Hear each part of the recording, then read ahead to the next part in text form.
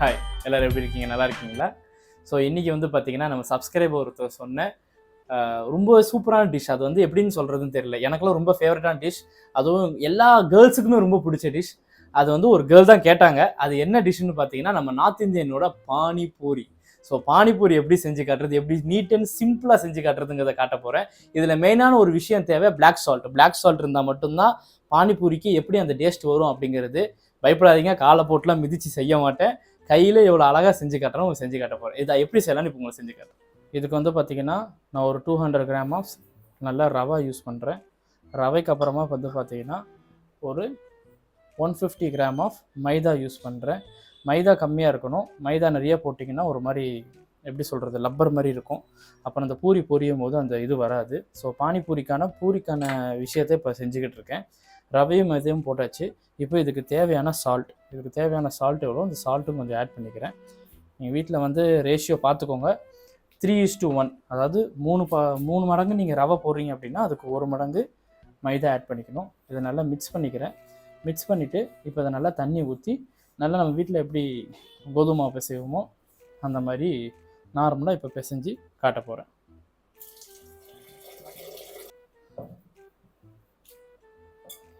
இந்த வீடியோ எடுக்கிறதே வந்து பார்த்திங்கன்னா யாரும் பார்த்தீங்கன்னா கிரெடிட்ஸ் கோச்சிட்டோம் எங்கள் அம்மா. அதுக்கு கண்ட மணிக்கு எங்கள் அம்மா அசிங்கமாக திட்டுவேன். ஏன்னா எனக்கு வீடியோ எடுக்கிறதுக்குன்னு தனியாக ஒரு ஆள் போடுற அளவுக்கு வசதி கிடையாது. அப்படியே வச்சு எடுக்கிறனால இது பண்ண முடியாது. கிம்பிள் வாங்கி அதில் வீடியோ வந்து எடுக்க வைக்கிறது எங்கள் அம்மாவை தான். ஸோ அம்மாவை மதிங்க. நான் எங்கள் அம்மாவை மதிக்கிற மாதிரி நீங்களும் உங்கள் அம்மாவை மதிங்க. நான் சில நேரத்தில் எங்கள் அம்மாவை மிதிப்பேன், அந்த நேரத்தில் நீங்களும் மிதிங்க உங்கள் அம்மாவை. அம்மா மிதிக்கணும், மதிக்கணும், ரெண்டுமே பண்ணுங்கள். நம்ம கட்டுதானே. இப்போ நல்லது வந்து பார்த்திங்கன்னா நம்ம கோதுமை மாவு மாதிரி சூப்பராக பிசைஞ்சு எடுத்தாச்சு. இதை ஒரு 30 மினிட்ஸ் நல்ல ஒரு ஈரத்துணி போட்டு க்ளோஸ் பண்ணி வச்சிடலாம். இப்போ இதை வந்து பார்த்திங்கன்னா ஸ்வீட் சட்னி செய்கிறதுக்கு நம்ம புளி கரைசலை இதில் ஊற்றுறேன். புளி கரைசல் வந்து பார்த்திங்கன்னா நம்ம பதத்துக்கு ஒரு 1.5 கிளாஸ் புளி பதத்துக்கு வந்து பார்த்திங்கன்னா ஒரு 50 கிராம் ஆஃப் வெல்லம், நல்ல ஒரு வெல்லத்தை வந்து போட்டுக்கோங்க. உள்ள வெல்லத்தையும் புளியும் போட்டுட்டு அதுக்கப்புறமா பார்த்திங்கன்னா பேரிச்சம்பளம் பார்த்திங்கன்னா ஒரு 100 கிராம்ஸ் இல்லாட்டி ஒரு 50 கிராம்ஸ் போதும். 50 கிராம்ஸ் பேரிச்சம்பளத்தை நல்லா சின்னதாக கட் பண்ணி அதையும் இந்த புளியோடு போட்டுக்கோங்க. போட்டுட்டு இதில் வந்து நான் இப்போ யூஸ் பண்ண போகிற மசாலாஸ் வந்து பார்த்திங்கன்னா காஞ்ச மிளகாத்தூள் கொஞ்சமாக யூஸ் பண்ணுறேன். அதுக்கப்புறமா மாங்காய் தூள், அதை வந்து நீங்கள் கடையில் போய் டிபார்ட்மெண்டல் ஸ்டோரில் போய் கேட்டிங்கன்னா தெரியும், மாங்காய் தூள் கிடைக்கும், அது யூஸ் பண்ணிக்கோங்க. அதுக்கப்புறமா ஜீரகத்தூள், அதாவது பெருஞ்சீரகத்தூள், அதையும் ஒரு 1/2 ஸ்பூன் அதையும் அதை இதில் போட்டுக்கிறேன். 1/2 டீஸ்பூன் இந்த தெரியுதா, ஐஸ்கிரீம் கப் டீஸ்பூன், அந்த அளவுக்கு தான் யூஸ் பண்ணியிருக்கேன். ஸோ இதெல்லாம் போட்டு கொஞ்சமாக சாட் மசாலா பார்த்திங்கன்னா ஒரு பிஞ்ச் யூஸ் பண்ணிக்கோங்க. யூஸ் பண்ணிவிட்டு இதை நல்லா ஒரு 10 to 20 மினிட்ஸ் நல்ல பேரிச்சம்பளம் வேகிற அளவுக்கு நல்லா பாயில் பண்ணி எடுத்துகிட்டு இதை மிக்சியில் அரைச்சி நல்ல ஒரு பேஸ்ட் கண்டது நம்ம கொண்டு வர போகிறோம். நல்லா மிக்ஸ் பண்ணிக்கோங்க.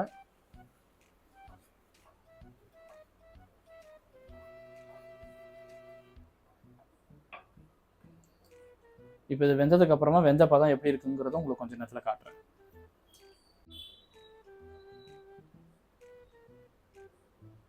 பார்த்தீங்களா, இதுதான் டேட்ஸ் வந்து வெந்த பதம். நல்லா தெரியுதா பார்த்தீங்களா, டேட்ஸ் வெந்துடுச்சு. இதை வந்து நல்லா இப்போ நம்ம அரைச்சி பேஸ்ட் மாதிரி எடுத்துக்க போகிறோம். இது வந்து நார்த் சைடில் வந்து பார்த்திங்கன்னா கட்டமிட்டா சட்னி அப்படின்னு சொல்லுவாங்க.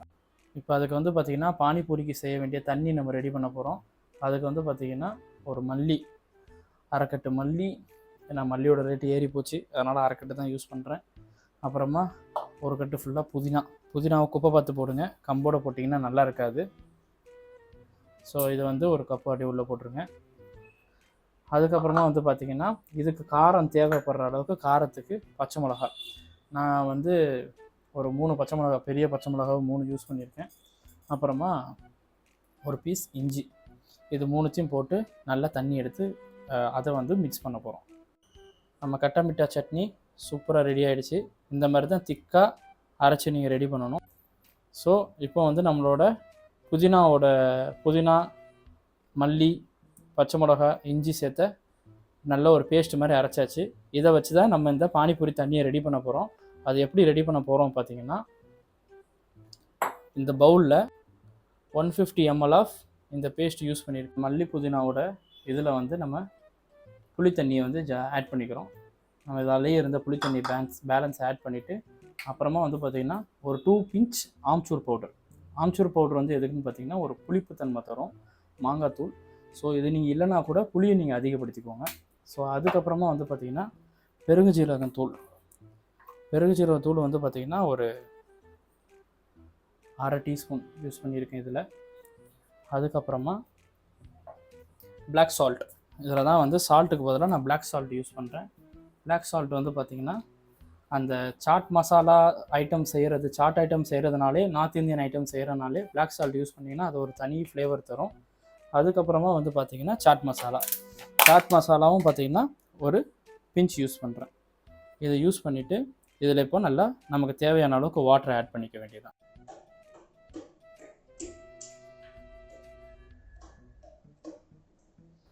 இப்போ பானிபூரிக்குள்ளே வைக்கிற கிழங்கு நம்ம ரெடி பண்ண போகிறோம். இதுக்கு வந்து பார்த்திங்கன்னா நான் 4 பாயில்டு பொட்டேட்டோஸ் வச்சுருக்கேன். இந்த பொட்டேட்டோஸை வந்து நல்லா ஸ்மாஷ் பண்ணிவிட்டு இதோட இப்போ நான் வந்து க்ரீன் பீஸ் ஆட் பண்ண போகிறேன். க்ரீன் பீஸ் ஆட் பண்ணிவிட்டு நான் வந்து ஒரு 2 க்ரீன் சில்லி அதையும் யூஸ் பண்ணியிருக்கேன், அதையும் இதில் ஆட் பண்ணிக்கிறேன். அப்புறமா வந்து பார்த்திங்கன்னா ஒரு ஹோல் ஆனியனையும் இதில் நான் ஆட் பண்ணியிருக்கேன். இதில் ஆட் பண்ணது அதுக்கப்புறமா வந்து பார்த்திங்கன்னா காஷ்மீரி சில்லி பவுடர். ஏற்கனவே நம்ம காரம் எல்லாத்துலேயும் அதிகமாக ஆட் பண்ணியிருக்கோம், இதில் கொஞ்சமாக இருந்தால் போதும். அதுக்கப்புறம் இதெல்லாம் நல்லா சால்ட்டை ஆட் பண்ணிவிட்டு இதை அப்படியே நம்ம மிக்ஸ் பண்ணிக்கலாம். இதில் நான் இன்னும் கொஞ்சம் சாட் மசாலாவும் சேர்க்குறேன். சாட் மசாலா வேணும்னா சேர்த்துக்கலாம், அது ஒரு சில பேரோட டேஸ்ட்டை பொறுத்து. ஏன்னா இதில் ஏற்கனவே சில்லி பவுடர் சேர்த்தாச்சு, க்ரீன் சில்லி போட்டாச்சு எல்லாம். நான் அதில் கொஞ்சம் கரம் மசாலாவும் சாட் மசாலாவும் சேர்க்கணுன்னா சேர்த்துக்கலாம். சாட் மசாலா சேர்த்திங்கன்னா கொஞ்சம் நல்லாயிருக்கும். நம்ம 20 மினிட்ஸாக நல்லா ஊற வச்சுருந்த அந்த மாவு நல்லா ரெடி ஆகிடுச்சு. இப்போ அதை நல்லா நம்ம சப்பாத்தி மாவு பிடிக்கிற மாதிரி சின்ன சின்ன உருண்டையாக அழகாக பிடிச்சிக்கலாம். ஸோ இப்போ வந்து அடியில் வந்து மைதாவை டஸ்டிங் பண்ணியிருக்கேன். டஸ்டிங் பண்ணிட்டு நம்ம ரெடி பண்ணி வச்ச அந்த டோவை நல்லா சப்பாத்தி போட்ட ஷீட் மாதிரி ரெடி பண்ண போகிறோம். இப்போ நம்ம ஆயில் நல்லா ஒரு மீடியம் ஃப்ளேமில் நல்லா சூடாகிடுச்சு. நம்ம அழகாக கட் பண்ணி வச்ச இந்த பூரி இதை இதில் போட்டுடலாம்.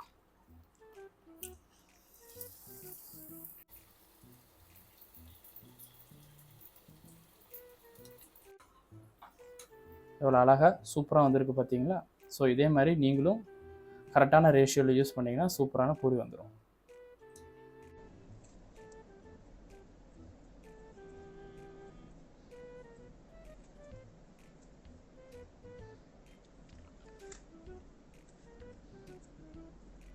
பானிபூரி ரெடி பண்ணியாச்சு, அதை டேஸ்ட் பார்க்கலாம். செம அழகாக ரெடி பண்ணியாச்சும், நல்லா பாருங்கள். சரிதா, கடையில் வந்த மாதிரி வந்திருக்கா? ஸோ இதில் வந்து கொஞ்சமாக கிழங்க வச்சு அழகாக இந்த தண்ணியில் வந்து இதில் அழகாக ஊற்றி வா கொஞ்சமாக இந்த கட்டை மிட்டா ஜூஸையும் கொஞ்சம் லைட்டாக ஊற்றி இதை அப்படியே இப்போ சாப்பிட்டு காட்ட போகிறேன்.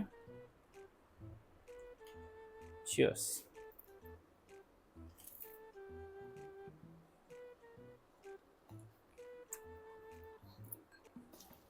ஸோ அதோட பானிபூரியோட அந்த டேஸ்ட்டு அப்புறம் அந்த ஃப்ளேவர் எல்லாமே சூப்பராக வந்திருக்கு. அப்படியே ஒரு நார்த் இந்தியன் ஸ்டைல் எந்த அளவுக்கு வரணுமோ அந்த அளவுக்கு பக்காவும் வந்திருக்கு. தயவுசெய்து வீட்டில் நீங்கள் ட்ரை பண்ணி பாருங்கள். என்கிட்ட கமெண்டில் கேட்ட நீங்களும் ட்ரை பண்ணிட்டு தயவுசெய்து எனக்கு கமெண்டில் சொல்லுங்கள் எப்படி இருந்துச்சு நீங்கள் செஞ்சு பார்த்ததுன்னு. ஸோ இதே மாதிரி அடுத்து இன்னொரு வேற ஒரு வீடியோ பார்க்கலாம். Bye bye.